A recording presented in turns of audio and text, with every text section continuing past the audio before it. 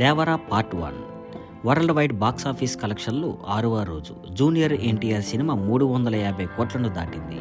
Vikram life time business కి సమీపంలో ఉంది. జూనియర్ ఎన్టీఆర్, జాన్వీ కపూర్ నటించిన భారీ యాక్షన్గా రూపొందిన దేవరా పార్ట్ 1 గాంధీ జయంతి సెలవు దినం వల్ల బుధవారం రోజు బాక్స్ ఆఫీస్ వద్ద భారీ వృద్ధిని చవిచూసింది. సినిమా మొదటి రోజే 154.36 కోట్లు వసూలు చేసి ఆ తర్వాత రోజుల్లో కూడా శక్తివంతమైన కలెక్షన్లతో ముందుకు సాగింది. 6 రోజుల్లోనే ఈ చిత్రం వరల్డ్ వైడ్గా 350 కోట్ల మార్కును దాటింది.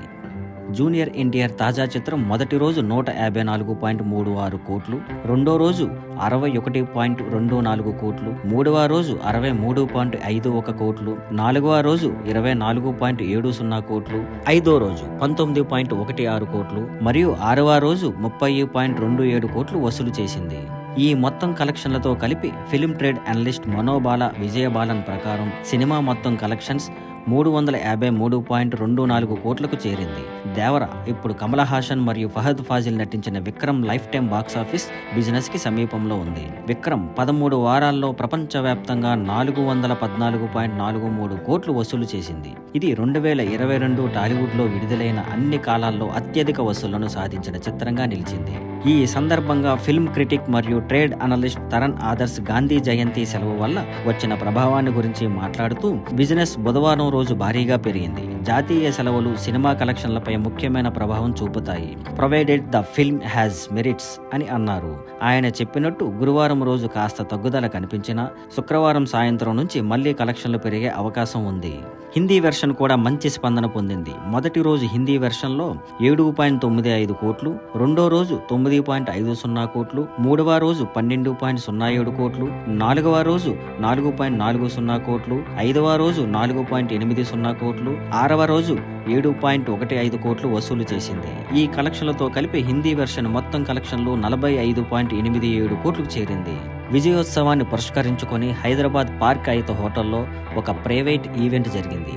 ఈ ఈవెంట్కు ఎన్టీఆర్తో పాటు దర్శకుడు కొరటాల శివ, సంగీత దర్శకుడు Anirudh, cinematographer Rathnavelu, Kalyan Ram, Rajamouli, Prashanth Neel, Srikanth, Prakash Raj, Nagavamsi, Sudhakar, DVV Danayya, TG Vishwaprasad, Srikanth Odela వంటి ప్రముఖులు హాజరయ్యారు. ఈ ఈవెంట్లో ఎన్టీఆర్ మాట్లాడుతూ, మీ అందరి ప్రేమకు నేను రుణపడి ఉన్నాను. ఇప్పుడే నే చేస్తున్నది వడ్డీ మాత్రమే. జన్మాంతరంలో మీ ప్రేమ రుణం తీర్చుకుంటాను అని చెప్పారు. అంతేకాకుండా తాను దేవరా 2పై కూడా పని చేయడానికి ఆసక్తిగా ఎదురు చూస్తున్నానని అన్నారు. హరిహర వీరమల్లు చిత్రం నుంచి ఫస్ట్ సాంగ్ కోసం మూవీ టీం ప్లాన్ చేసినట్టు సమాచారం బయటకు వచ్చింది. తొలి పాటను ఎప్పుడు రిలీజ్ చేయాలో మేకర్స్ డిసైడ్ అయ్యారట. ఈ పాటను పవన్ కళ్యాణే పాడారని తెలుస్తోంది. ఆంధ్రప్రదేశ్ డిప్యూటీ సీఎం, జనసేన అధినేత పవన్ కళ్యాణ్ సినిమాలకు కొన్ని నెలలు బ్రేక్ ఇచ్చారు. అయితే ఇటీవలే హరిహర వీరమల్లు షూటింగ్లో పాల్గొంటున్నారు. పవన్ లైనప్లో ఉన్న ఈ 3 చిత్రాల్లో ఈ మూవీనే ముందుగా రిలీజ్ కానుంది. హరిహర వీరమల్లు చిత్రం నుంచి తొలి పాటను దీపావళి సందర్భంగా అక్టోబర్ చివర్లో తీసుకొచ్చేందుకు మూవీ టీం ప్లాన్ చేస్తుందని తెలుస్తోంది. ఇందుకోసం సిద్ధం అవుతున్నట్టు ఇండస్ట్రీ వర్గాల నుంచి టాక్ బయటకు వచ్చింది. దీంతో దీపావళికి పవన్ అభిమానులకు అదిరిపోయే గిఫ్ట్ రావడం ఖాయంగా కనిపిస్తోంది. హరిహర వీరమల్లు షూటింగ్ ప్రస్తుతం విజయవాడలో జరుగుతోంది. ఇందుకోసం అక్కడ ఓ భారీ సెట్ వేసింది మూవీ టీం. ఈ పాటకు సంబంధించిన షూటింగ్ తాజాగా పూర్తయినట్టు సమాచారం బయటకు వచ్చింది. సాంగ్ కూడా ఇప్పటికే రెడీ అయిపోయింది. అందుకే దీపావళికి ఈ పాటను రిలీజ్ చేసేందుకు మూవీ టీం డిసైడ్ అయిందని talk. Oscar award winner MM Keeravani ఈ చిత్రానికి సంగీతం అందిస్తున్నారు. మొఘలుల కాలం నాటి బ్యాక్ డ్రాప్ లో పీరియడ్ యాక్షన్ అడ్వెంచర్ మూవీగా హరిహర వీరమల్లు రూపొందుతోంది. ఈ సినిమా ఫస్ట్ పార్ట్ను 2025 మార్చి 28వ తేదీన రిలీజ్ చేయనున్నట్లు మూవీ టీం ఇటీవలే వెల్లడించింది. షూటింగ్ మళ్లీ షురూ కావడంతో రిలీజ్ డేట్ ను ఖరారు చేసింది. స్టార్ డైరెక్టర్ క్రిష్ దర్శకత్వంలో హరిహర వీరమల్లు చిత్రం షూటింగ్ 4 ఏళ్ల క్రితమే మొదలైంది. అయితే ఆలస్యమవుతూ వచ్చింది. ప్రాజెక్ట్ ముందుకు సాగలేదు. ఈ ఏడాదిలోనే మళ్లీ ఈ చిత్రాన్ని మేకర్స్ పట్టాలెక్కించారు. అయితే దర్శకత్వ బాధ్యతల నుంచి క్రిష్ తప్పుకున్నారు. ఆ స్థానంలో ఏఎం జ్యోతికృష్ణ ఈ మూవీకి ఇప్పుడు దర్శకత్వం వహిస్తున్నారు. హరిహర వీరమల్లు చిత్రంలో బాలీవుడ్ స్టార్ బాబీ డియోల్ ఔరంగజేబు పాత్ర పోషిస్తున్నారు. నిధి అగర్వాల్ హీరోయిన్గా చేస్తున్నారు. Vikramjit Virk, Nora Fatehi, Nargis Fakhri, Jisshu Sengupta key roles చేస్తున్నారు. పాన్ ఇండియా రేంజ్లో ఈ చిత్రం రిలీజ్ కానుంది. పవన్ కళ్యాణ్ లైనప్లో ఓజీ మూవీపై విపరీతమైన హైప్ ఉంది. ఈ గ్యాంగ్స్టర్ యాక్షన్ మూవీకి సుజిత్ దర్శకత్వం వహిస్తున్నారు. ముందుగా ఓజీ వస్తుందని అంచనాలు రాగా హరిహర వీరమల్లునే సిద్ధమవుతుంది. హరిశంకర్ దర్శకత్వంలో ఉస్తాద్ భగత్ సింగ్ కూడా పవన్ లైనప్లో ఉంది. మెగాస్టార్ చిరంజీవి తనయుడిగా సినీ ఇండస్ట్రీలో అడుగుపెట్టిన తనకంటూ ప్రత్యేక గుర్తింపు తెచ్చుకున్నాడు. తాజాగా మేడం టుసాడ్స్ వాళ్ళు రామ్ చరణ్ మైనపు విగ్రహాన్ని ఏర్పాటు చేస్తున్నారు. రామ్ చరణ్ ఇక రాజమౌళి దర్శకత్వంలో తెరకెక్కిన RRR మూవీలో అల్లూరి సీతారామరాజు పాత్రలో ఒదిగిపోయిన తీరుకు ప్రపంచవ్యాప్తంగా ఉన్న అభిమానులు ఫిదా అయ్యారు. తాజాగా రామ్ చరణ్కు అరుదైన గౌరవం దక్కింది. మేడం టుసాడ్స్ వాళ్ళు రామ్ చరణ్కు సంబంధించిన మైనపు విగ్రహాన్ని త్వరలో సింగపూర్లో ఏర్పాటు చేయబోతుంది. ఇప్పటికే రామ్ చరణ్ మేడం టుసాడ్స్ వాళ్లకు తన శరీరానికి సంబంధించిన కొలతలను కూడా ఇచ్చాడు. దక్షిణాది సినీ ఇండస్ట్రీ నుంచి ఈ గౌరవం అందుకుంటున్న 4వ హీరోగా రామ్ చరణ్ రికార్డులకు ఎక్కాడు. మన సౌత్ సినీ ఇండస్ట్రీ నుంచి ముందుగా ప్రభాస్ మైనపు విగ్రహాన్ని బాహుబలి రూపంలో సింగపూర్లో పెట్టారు. ఆ తర్వాత మహేష్ బాబు మైనపు విగ్రహాన్ని పెట్టారు. రీసెంట్ గా లండన్ లో అల్లు అర్జున్ మైనపు విగ్రహాన్ని మేడం టుసాడ్స్ మ్యూజియంలో పెట్టారు. త్వరలో రామ్ చరణ్ మైనపు విగ్రహం కొలువు తీరనుంది. రామ్ చరణ్ విషయానికొస్తే ప్రస్తుతం శంకర్ దర్శకత్వంలో గేమ్ చేంజర్ మూవీ చేస్తున్నారు. ఈ మూవీని డిసెంబర్ 21న న్యూ ఇయర్ కానుకగా విడుదల చేయనున్నట్లు ప్రకటించారు. మరోవైపు రామ్ చరణ్ బుచ్చిబాబు సనా దర్శకత్వంలో విలేజ్ బ్యాక్డ్రాప్ మూవీ చేస్తున్నాడు. బాలకృష్ణ క్లాసిక్ సినిమాలకి సీక్వెల్స్. ప్రశాంత్ వర్మకి అప్పగించేందుకు బాలయ్య ఇంట్రెస్ట్. మోక్షజ్ఞతో కలిసి బాలయ్య నటించే ఛాన్స్. బాలయ్య ఆ మధ్య ఆదిత్య 369 సినిమాకు సీక్వెల్ను చేయబోతున్నట్లుగా ప్రకటించారు. ఆ 2 సినిమాల సీక్వెల్స్ గురించి మాట్లాడుతున్నారని తెలుస్తుంది. 2 సీక్వెల్స్ బాధ్యతను దర్శకుడు ప్రశాంత్ వర్మకి అప్పగిస్తే తగిన న్యాయం చేస్తాడని బాలయ్య భావిస్తున్నారట. ఇటీవలే 2-3 సార్లు ప్రశాంత్ వర్మతో బాలయ్య ఆ విషయమై చర్చలు జరిపారని తెలుస్తుంది. బాలకృష్ణ తనయుడు మోక్షజ్ఞతో ప్రశాంత్ వర్మ సినిమాకు ఏర్పాట్లు జరుగుతున్నాయి. ఇటీవలే అధికారిక ప్రకటన వచ్చింది. మోక్షజ్ఞతో ప్రశాంత్ వర్మ తీయబోతున్న సినిమా హిట్ అయితే ఎలాంటి అనుమానం లేకుండా బాలయ్య తన 2 సినిమాల సీక్వెల్స్ బాధ్యతను అప్పగించే అవకాశాలు ఉన్నాయి. ఆ 2 సినిమాల సీక్వెల్స్ లో బాలయ్యతో పాటు మోక్షజ్ఞ సైతం నటిస్తే బాగుంటుందని అంటున్నారు. ప్రశాంత్ వర్మ త్వరలో చేయబోతున్న సినిమాల ఫలితాలపై ఆ క్లాసిక్ సినిమాల సీక్వెల్స్ ఆధారపడి ఉంటాయి అనే అభిప్రాయం నందమూరి కాంపౌండ్ నుండి వినిపిస్తుంది. బాలకృష్ణకు ప్రశాంత్ వర్మ నమ్మకం కలిగిస్తే తప్పకుండా సీక్వెల్స్ వచ్చే అవకాశాలు ఉన్నాయి. ఆదిత్య 369తో పాటు భైరవ ద్వీపం 2 సినిమాలకు సీక్వెల్స్ కి స్కోప్ ఉంది. Mega power star Ram Charan నటించిన గేమ్ చేంజర్ సినిమా గురించి తాజాగా వచ్చిన సమాచారం ప్రకారం సినిమా విడుదల తేదీ డిసెంబర్ 20, 2024 నుంచి డిసెంబర్ 25, 2024కి మారే అవకాశం ఉంది. ఇది క్రిస్మస్ కానుకగా అభిమానులకు అందుతుందని భావిస్తున్నారు. అయితే అధికారిక ప్రకటన కోసం అందరూ ఎదురు చూస్తున్నారు. ఈ సినిమాకి శంకర్ దర్శకత్వం వహించగా రామ్ చరణ్ కు జోడీగా కియారా అద్వానీ నటిస్తుంది. ఇది యాక్షన్ సస్పెన్స్ తో నిండిన సినిమా కావడంతో ఈ ఫెస్టివల్ సీజన్ లో ప్రేక్షకులు ఎంతో ఆసక్తిగా ఎదురు చూస్తున్నారు. గేమ్ చేంజర్ లో రామ్ చరణ్, కియారా అద్వానీతో పాటు SJ సూర్య, సముద్రకని, అంజలి, శ్రీకాంత్, ప్రకాష్ రాజ్, నవీన్ చంద్ర లాంటి ప్రముఖ నటులు ముఖ్య పాత్రలో కనిపించనున్నారు. వీరి ప్రదర్శన ప్రేక్షకులను కుర్చీలో కూర్చోనివ్వకుండా ఉంచుతుందని అంచనా. ఇక సంగీత దర్శకుడు తమన్ అందిస్తున్న సౌండ్ ట్రాక్ పై కూడా భారీ అంచనాలు ఉన్నాయి. విడుదలైన 2వ సింగిల్ రామ్ మచా మచా పాటపై అభిమానులు భారీగా స్పందిస్తున్నారు. ఇటీవల ప్రొడ్యూసర్ దిల్ రాజు ఇచ్చిన ఇంటర్వ్యూలో సినిమా గురించి మరిన్ని ఆసక్తికర విషయాలు వెల్లడించారు. అందులో ముఖ్యంగా దసరా సందర్భంగా ఈ నెలలో సినిమా టీజర్ విడుదల కానుందని చెప్పారు. ఈ టీజర్ అభిమానులకు సినిమాలోని ప్రధాన అంశాలు చూపిస్తుందని, మరింత ఆసక్తిని కలిగిస్తుందని ఆశిస్తున్నారు. మిథున్ చక్రవర్తి దాదాసాహెబ్ ఫాల్కే అవార్డుతో గౌరవించబడుతున్నారు.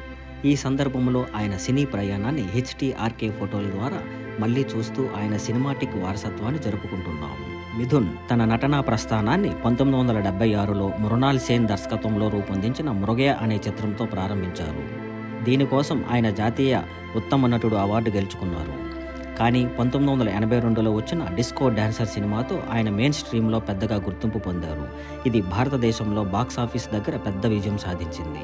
1993లో మిథున్ చక్రవర్తి, జావేద్ అఖ్తర్, షర్మిలా ఠాగూర్, షబానా అజ్మీ మరియు స్వర్గీయ ఫరూక్ షేఖ్లతో కలిసి అప్పటి ప్రధానమంత్రి PV నరసింహారావు గారిని కలుసుకొని ముంబైలో శాంతి నెలకొల్పడంలో సహాయం చేయాలని కోరారు. 1994లో మిథున్ చక్రవర్తి, శత్రుఘ్న సిన్హా మరియు పూనం తెల్లన్లతో great achievers of India award అందుకున్న తరువాత హాస్యాస్పదమైన క్షణాన్ని పంచుకున్నారు. రిషబ్ శెట్టి కాంతారా సినిమాతో దేశవ్యాప్తంగా సంచలనం సృష్టించారు. ఇప్పుడు ఆయన కాంతారా 2పై దృష్టి పెట్టారు. ఈ ప్రతిష్టాత్మక ప్రాజెక్ట్ ఇటీవల ప్రారంభమైంది మరియు ఈ చిత్రం వచ్చే ఏడాది పాన్ ఇండియా విడుదలకు సిద్ధమవుతుంది. తాజా అంచనాల ప్రకారం మలయాళ సూపర్ స్టార్ మోహన్ లాల్ను కాంతారా 2లో కీలక పాత్ర కోసం సంప్రదించారు. తాజా బజ్ ప్రకారం మోహన్ లాల్ను రిషబ్ శెట్టి తండ్రి పాత్ర కోసం సంప్రదించినట్లు సమాచారం. కాంతారా 2 అసలు కాంతారాకు ప్రీక్వెల్గా ఉంటుందని, మోహన్ లాల్ రిషబ్ శెట్టి తండ్రి పాత్రలో కనిపించనున్నట్లు మేకర్స్ త్వరలో అధికారిక ప్రకటన చేసే అవకాశం ఉంది. కాంతారా 2 కోసం హొంబాలే ఫిలిమ్స్ రికార్డ్ బడ్జెట్ కేటాయించారు. ఇది 2025లో విడుదల కాబోయే అత్యంత ఆసక్తిగా ఎదురు చూస్తున్న చిత్రాల్లో ఒకటిగా నిలిచింది. అజనీష్ లోక్నాథ్ కాంతారా 2కు సంగీతం అందిస్తున్నారు. మోహన్ లాల్ ప్రస్తుతం మలయాళంలో పలు చిత్రాలతో బిజీగా ఉన్నారు. శ్రీ విష్ణు 9 గెటప్లలో సర్ప్రైజ్ ఇవ్వనున్న స్వాగ్. శ్రీ విష్ణు, హసిత్ గోలి కలిసి రూపొందించిన స్వాగ్ చిత్రం విడుదలకు సిద్ధంగా ఉంది. ఈ సినిమాను నిర్మాత టీజీ విశ్వప్రసాద్ నిర్మిస్తున్నారు మరియు ఈ సినిమా మీద మంచి అంచనాలు ఉన్నాయి. నిర్మాత విశ్వప్రసాద్ మాట్లాడుతూ, ఈ సినిమాలో వినోదం మాత్రమే కాదు, శ్రీ విష్ణు విభిన్న పాత్రలు కూడా ఈ సినిమాకి ప్రత్యేక ఆకర్షణ అని అన్నారు. శ్రీ విష్ణు 4 ప్రధాన పాత్రలు పోషించడమే కాకుండా 9 వేరువేరు గెటపులలో కనిపించి ప్రేక్షకులను ఆశ్చర్యపరచనున్నాడు.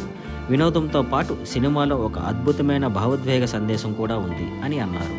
హసిత్ గోలి రైటింగ్ ప్రతిభ గురించి విశ్వప్రసాద్ పొగిడారు. అతను వినోదాన్ని చాలా సులభంగా రాస్తాడు.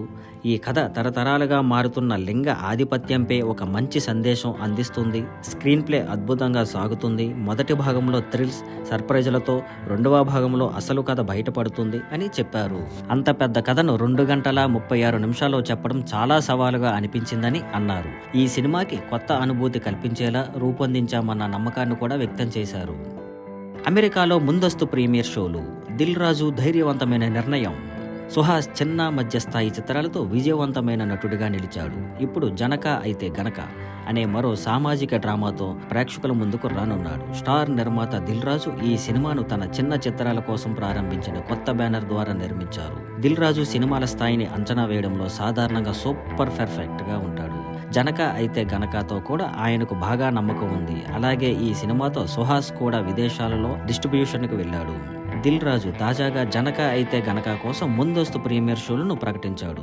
దిల్ రాజు తీసుకున్న ధైర్యవంతమైన నిర్ణయంలో భాగంగా ఈ సినిమా అక్టోబర్ 6న సుహాస్ స్వస్థలమైన విజయవాడలో మరియు అక్టోబర్ 8న దర్శకుడి స్వస్థలమైన తిరుపతిలో ప్రదర్శించనున్నారు. అదేవిధంగా దిల్ రాజు అమెరికాలో ముందస్తు ప్రీమియర్ షోలకు ట్రెండ్ తీసుకువచ్చాడు. గతంలో శతమానం భవతి మరియు హ్యాపీ డే సినిమాలకు ఇది చేశాడు. జనక అయితే గనక కూడా అక్టోబర్ 10న అమెరికాలో ముందస్తు ప్రీమియర్లను కలిగి ఉంటుంది. జనక అయితే గనక ప్రీమియర్ షోలు అక్టోబర్ 11న ఉండగా పూర్తి విడుదల అక్టోబర్ 12న జరగనుంది.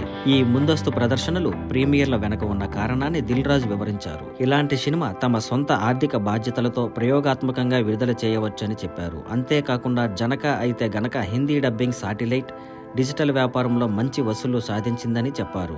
దిల్ రాజు మీడియా కోసం ఒక ప్రత్యేక ప్రదర్శనను ప్లాన్ చేశారని, బలగం సినిమాను ప్రోత్సహించినట్లు ఈ సినిమాను కూడా ప్రోత్సహించాలని మీడియాను అభ్యర్థించారు. అదనంగా జోకుగా వాళ్లకు సినిమా నచ్చకపోతే ఎలాంటి వ్యాఖ్యలు చేయకుండా ఉండాలని అన్నారు. Thank you for watching. మరో వీడియోతో కలుద్దాం. Please like, share and subscribe.